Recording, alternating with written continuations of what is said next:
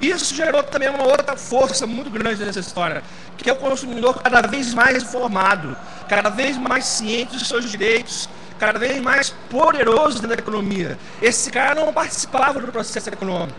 Hoje você vê iniciativas como da LG, da 3M, abrindo sites, procurando inovações com os seus clientes, coisa que antes você não poderia fazer. Fazendo uma analogia, o que aconteceu no Rio de Janeiro também, o ano de 2006, o César Maia aumentou o IPTU, né? Era ano de eleição, ele queria arrecadar dinheiro para se reeleger, para fazer as obras para se reeleger. E o movimento do Rio fez o seguinte: não vamos pagar esse IPTU, vamos boicotar o IPTU e pagar só em novembro, porque esse cara não tem dinheiro para poder fazer as obras e se reeleger. Isso seria possível sem redes sociais hoje, naquele momento? Dificilmente, gente. Então, a tecnologia possibilitou essa informação. Apenas 14% das pessoas hoje acreditam em propaganda veiculada por veículos de massa. Tá? A maioria busca blogs, buscam pessoas como nós, pares, para descobrir opiniões, sugestões sobre isso. Tá certo?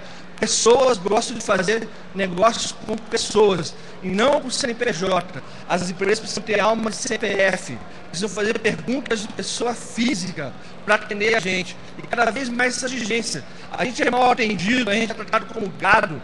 É um script que responde tudo aquilo que a gente quer e cada vez mais crescendo essa insatisfação das pessoas com as empresas. Foi feita uma pesquisa há pouco tempo pelo MIT que disse que 62% das pessoas não confiam nas empresas. Elas acham que estão sendo enganadas. Isso você pode ver no dia a dia de vocês, gente. Quando você pega um táxi numa cidade que você não conhece, as ruas e tudo mais, você entra já desconfiado que aquele cara pode te dar uma enrolação e fazer uma volta enorme para ganhar dinheiro de você. Né? Numa academia de ginástica, por exemplo, gordo como eu, é especialista em academia. Né? Então eu frequentando na academia e perguntava, poxa, um amigo meu, que o cara é bastante ético, né? Cara, tem hora que eu estou ali fazendo exercício, não tem ninguém na academia, e os professores não chegam perto de mim para dar uma orientação.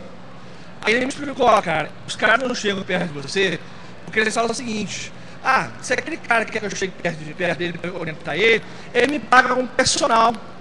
Eu ganho dinheiro com personal com ele. Senão eu vou ficar aqui na minha. Se ele quiser, ele me chama. Olha a preocupação do que é o financeiro nessa história, tá? Então tudo isso, agora o que a gente vê é uma briga, né? Essa derrubada do império. Aqui a gente fala aqui é um desenho mostrando Wall Street, né? A derrocada dos bancos americanos. Tudo começou lá na Enron, né? Você adulterando balanços contábeis para inflar lucros, para inflar bônus de executivos, tudo para atender o acionista, né?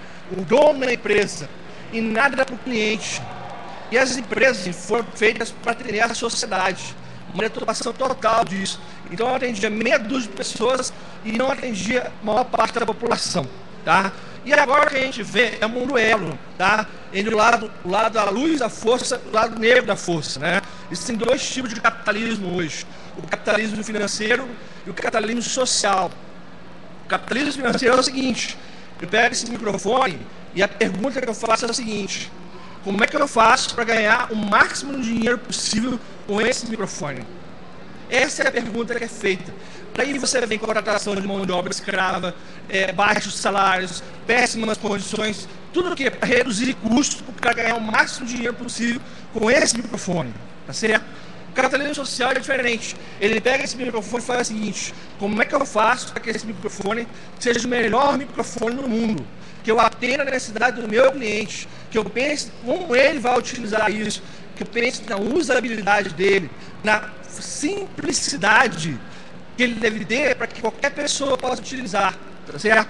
Esse é o embate. Então as empresas que são responsáveis, e a gente está falando de sustentabilidade nesse caso aqui, e sustentabilidade, gente, é muito mais do que uma agenda ambiental. Esquece esse papo do verde, tá? Isso tem muita propaganda, muito marketing. Sustentabilidade é um negócio muito maior do que isso. É rever um sistema que está aí, que está em colapso, que está gerando todos esses problemas que estão acontecendo hoje na sociedade, tá? E aí você vê, né, a gente só citando um pouco do Banco do Brasil, o Banco do Brasil apoia o software livre, né? E fez esse movimento junto com a galera do software livre, tá certo? Porque você está ouvindo uma comunidade, e essa comunidade se identifica com uma empresa e apoia um movimento como esse. Estou de roupão, né, na Campus Bar, fez um flash mob hoje, bastante gente que movimentou. E o banco pensa nisso, né? Na missão do banco está lá. trabalhar pelo desenvolvimento do país. Quando houve a crise financeira, os outros bancos tudo retiraram o crédito do mercado. E o Banco do Brasil não, manteve o crédito, as empresas continuaram dando crédito para crescer, e nós somos o primeiro país a sair da crise, né? Muito mais que em outros países. Se vier pensar que vamos montar o estande do banco, vamos montar a caixa eletrônica lá, para as pessoas sacarem dinheiro.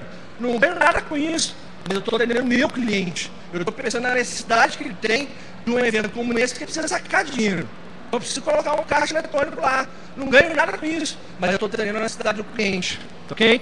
Bom, daí conclusões que a gente coloca nessa história toda, como eu falei, eu acho que toda essa galera que está aqui, eu acho que é o futuro disso, tá? O momento da economia digital, e a gente tem que pensar em não repetir os erros do passado. E a gente, às vezes, muitas vezes, é mordido pela essa mosca da tecnologia, e a gente tem que pensar um pouco nela, parar um pouco, refletir como é que a gente está influenciando, como é que a gente está oferecendo as coisas para a sociedade, tá certo? Escutar as pessoas, procurar conversar, gente. Não existe, não inventaram até hoje melhor banda larga, contato físico com as pessoas, tá certo? Eu tenho muitos amigos que eu conheci pelo Twitter, pelo Facebook, pelo Orkut, pelo blog, mas eu tenho uma satisfação enorme de encontrar com eles fisicamente. Eu venho a São Paulo, a gente marca o jantar, eu vou no negócio do cara, que eu acho que a gente vê o cara abrir um negócio. Tem um amigo que abriu um importador de vinho no Rio de Janeiro, volta e meia ele tá mandando para mim, pô, Marcelo, você que me inspirou a criar essa empresa. Pô, vem aqui, eu quero conversar contigo, né? Aqui mesmo tem uma rotisseria, mesmo o cara, ele volta e meia me convida para ir lá. Importante, interage com as pessoas, converse, tá certo? E acima de tudo, gente, mantenham o bom humor, continuem sendo seres humanos, não sejam picados pela mosca da tecnologia. No fundo de tudo, no fundo, nós somos seres humanos, não somos máquinas, tá certo? E aí, como eu falei, com essa força toda que é a economia digital, que as pessoas como nós, jovens, que amanhã vão ser empresários, tá certo? Tem um poder muito grande. E a gente recorda um pouco uma frase dos nerds, né? Há pouco tempo o blog do Update Online citou as 100 frases nerds da história, né? E uma delas era essa, né? Com grandes poderes vem grandes responsabilidades, tá certo? Pensem nisso, esse é o meu recado. E aí, estou aberto para as perguntas, meus contatos, tá legal? Ah, e outra coisa, eu esqueci um pouquinho. Importante, gente. Para a gente crescer, para a gente aprender, para a gente crescer bastante, evoluir, a gente precisa de humildade, tá certo? E humildade é uma coisa, por exemplo, que a gente tem que exercitar todo dia, tá? Para mim é uma coisa que é difícil pra caramba, porque eu tento ser humilde, mas o meu time não deixa, tá? Então é isso aí, aberto para as perguntas. Meia hora, certinho. Perguntas? Vamos lá, gente. Ou eu falei, tirei todas as dúvidas, ou ninguém entendeu nada, né? Lá, fechou?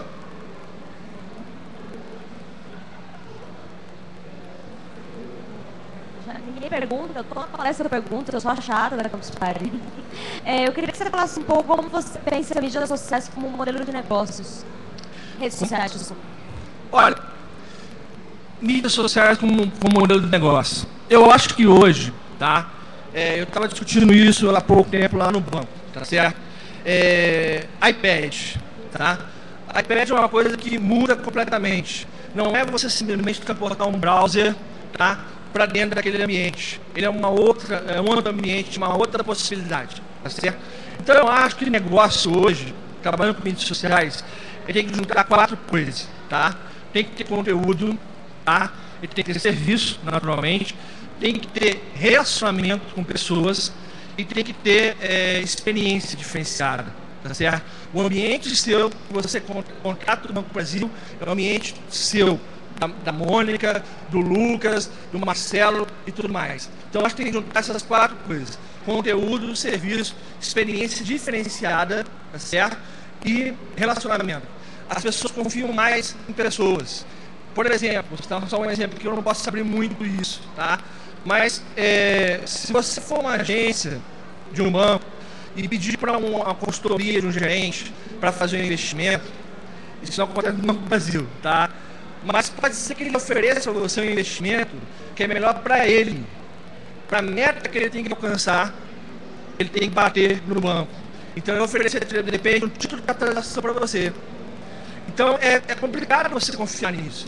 Agora, se você tiver um ambiente de investimento, onde você tem pessoas que abram comunidades, pessoas como você, e troquem informações sobre investimento, qual seria o melhor perfil, isso eu acho que agrega mais, entendeu? Então, eu acho que juntar essas 4 coisas, acho que é a visão que eu tenho, tá?